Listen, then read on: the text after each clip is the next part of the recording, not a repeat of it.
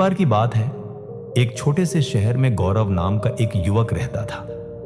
वह बहुत ही आलसी था और अपने जरूरी कामों को हमेशा टालता रहता था, जिसके कारण वो अपनी पढ़ाई में अच्छा स्कोर नहीं कर पा रहा था।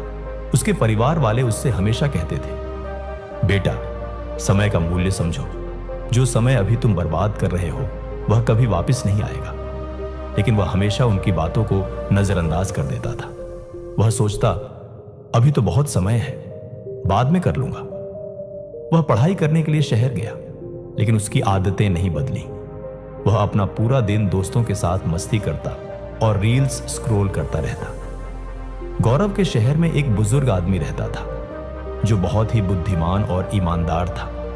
एक दिन गौरव ने तय किया कि वह उस बुजुर्ग आदमी से मिलेगा, ताकि वह कुछ सीख सके। गौरव उस बुजुर्ग आदमी के पास गया। वह बुजुर्ग आदमी पेड़ के नीचे बैठकर मेडिटेशन कर रहा था।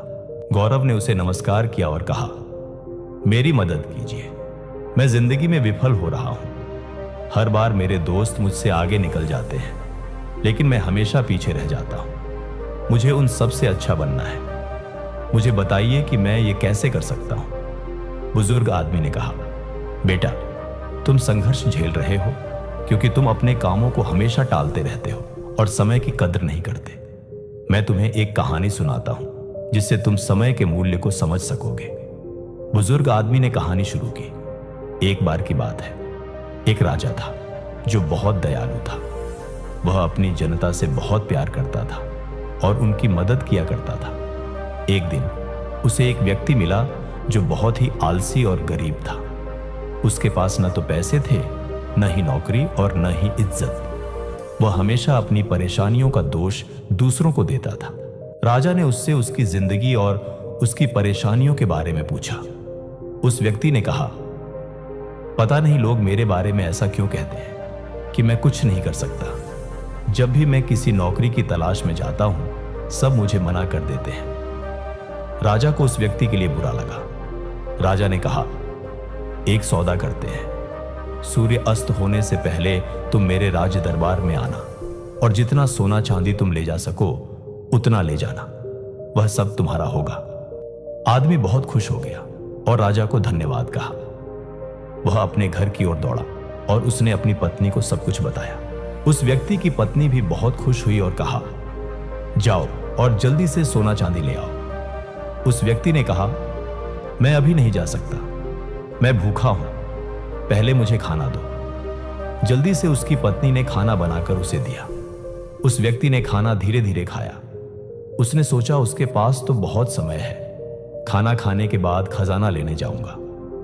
खाना खाने के बाद उसे नींद आने लगी। उसने सोचा, मैं अभी थोड़ी देर सो लेता हूं, कुछ देर बाद चला जाऊंगा। उसने सोचा कि वह थोड़ी देर ही सोएगा, लेकिन वह 2 घंटे के लिए सो गया। जब वह सोकर उठा, उसने देखा कि देर हो गई है। उसने जल्दी से कुछ बैग उठाए और राज दरबार की ओर भागा। रास्ते में धूप तेज थी, उसे गर्मी लगने लगी।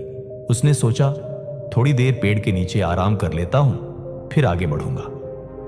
उस समय पेड़ के नीचे हवा चल रही थी, जिससे उसे फिर नींद आ गई। इस बार वह 4 घंटे के लिए सो गया। जब वह सोकर उठा, उसने देखा कि शाम होने वाली है और सूरज डूबने वाला है।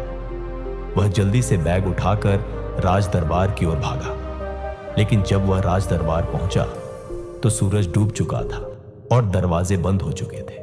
वह व्यक्ति बहुत दुखी हो गया। उसने अमीर बनने का एक अच्छा मौका गंवा दिया, क्योंकि उसने समय के मूल्य को नहीं समझा। उस बुजुर्ग आदमी ने कहानी को खत्म किया और गौरव की तरफ देखा। गौरव के पास कोई शब्द नहीं थे। उसे अपनी गलती का एहसास हुआ। गौरव ने उस बुजुर्ग व्यक्ति को धन्यवाद दिया और घर वापस लौट गया। उसे समझ आया कि समय बहुत कीमती है, उसे बर्बाद नहीं करना चाहिए। उसी दिन से गौरव ने अपने लक्ष्यों पर काम करना शुरू किया।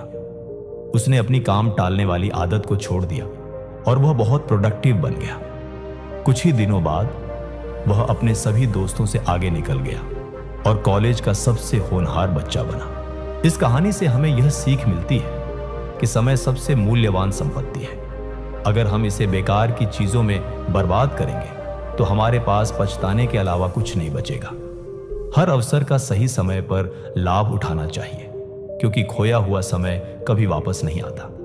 इसलिए आज से ही अपने समय का सदुपयोग करें और अपने लक्ष्यों पर केंद्रित रहें। दोस्तों, अगर आपको यह कहानी पसंद आई हो तो कृपया इसे लाइक करें और अपने दोस्तों के साथ शेयर करें।